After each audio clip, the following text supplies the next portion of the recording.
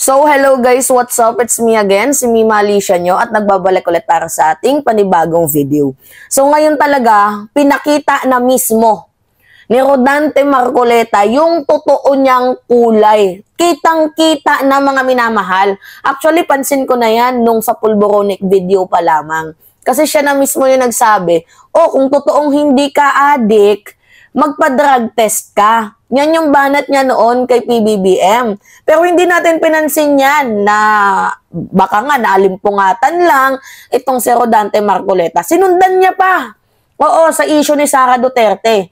Yung patungkol sa 125 million confidential funds.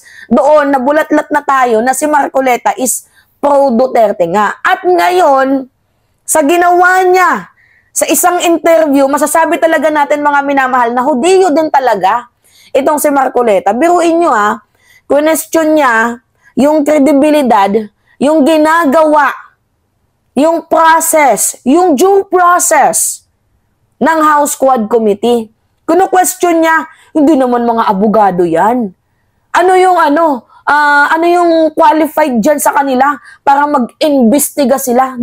Kino-question niya mga minamahal yung integridad ng House Quad Committee. Ba't hindi mo questionin yung integridad ng Senado? Lalo na pag nagsasagawa ng hearing si Bato, si Robin, ba't hindi yun yung questionin mo? Alright, mga minamahal, pakinggan nyo to Ako hindi ako nagsisinungaling sa inyo, baka sabihin ninyo na gawa-gawa ko lang. Saglit lang, paparinig ko lang to sa inyo mga minamahal para makuha nyo yung punto na itong si Marcoleta talaga ay siguro kumukolekta nga, di umano. Kasi tingnan nyo ako makabanat wagas kasi wala pa lang siyang care. Isipin nyo yun, wala siyang care sa mga Pilipino. Wala siyang care sa hustisya. Ano ba naman tong napasok sa sentido komon ni Marcoleta? Ginagawan nga ng way ng House Quad Committee na mapasaayos, magkaroon ng tamang due process, itong mga kamalian ng dating administrasyon. Diba? Nakasampung hearing bago pa nga lang kumilos yung DOJ, diba? Tapos ngayon, tatanungin mo, ano yung integrity ng House Quad Committee? Mga hindi naman abogado yan. Hindi ka rin naman abogado. Tama ba?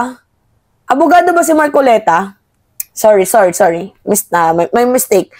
Anyway, panoodin na lang natin itong mga minamahal. Kailangan due process Ilang beses na nating pinag-usapan sa programang ito. Hindi korte ang Quadcom. Nagkukunwari lang sila na korte. Ipagpalagay natin korte sila, hindi qualified na judge yung apat. Kaya wala tayong makukuha rito Hindi abogado. Bakit hindi na lang ikaw yung magsagawa ng investigation tapos gago din tong mga nagtatanong Oo, hindi naman mga abogado yan Mga ganong sagot, yung kumbaga yung apoy, dinadagdagan pa nila ng apoy. Anong kaputang inahan to? Na hindi korte, nagkunwang korte, wala namang qualified na judge. In aid of legislation. Nako. Kaya pala ganun kung umasta si... So, paano magruruling yung halimbawa, merong nag-motion. Paano magruruling yung isa? Oo nga naman. Well, ang batayan lang nila lagi yung kanilang rules kong, dun sa rules ng miral sa Quadcom. Alam nyo, mga minamahal, ang bobo din ng mga nag-interview na to wala naman po talagang sinabi na korte ang House Quad Committee. Uulitin natin sa inyo mga minamahal, kahit ako, i-confirm ko, hindi po court ang House Quad Committee. Ito po ang tinatawag nating due process. Due process po ito sa mga taong inape. Kaya nagkaroon sila ng inquiry. 'Di ba? Yung isahan na lang sana. Tingnan nyo, doon may nai-reveal. Ayaw nila yan, yung may nai-reveal.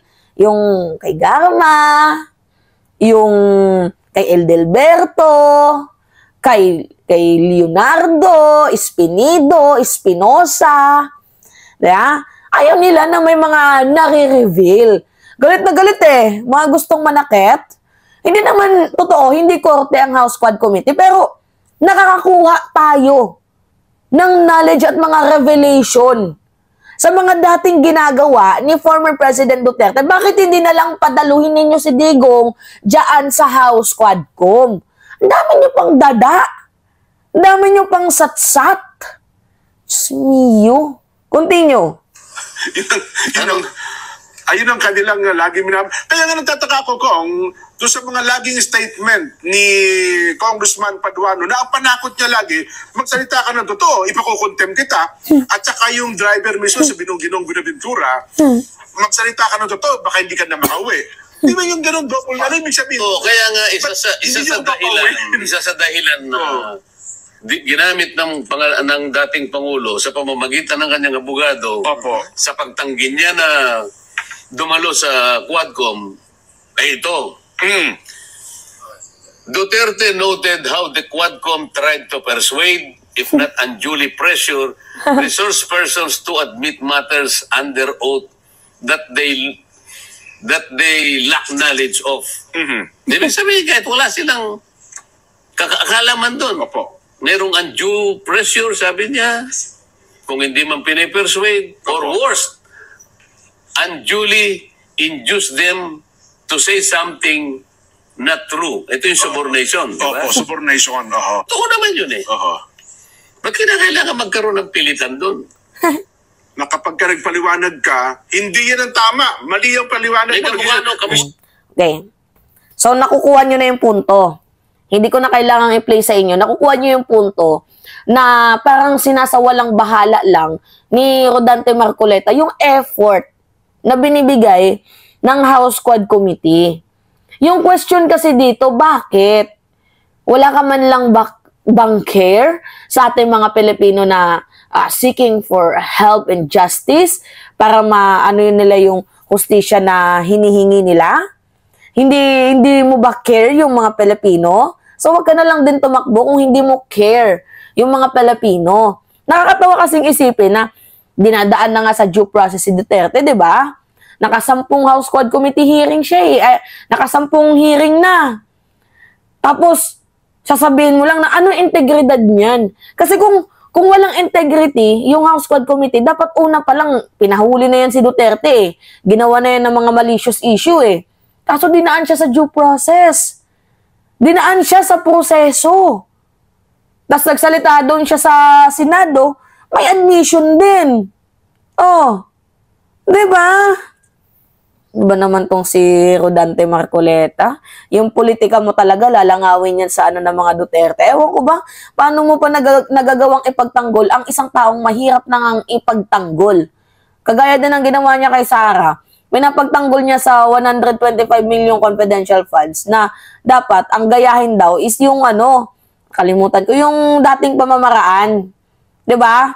Na wala ng question, ibigay daw agad. Hindi pwede yun. Yung walang question.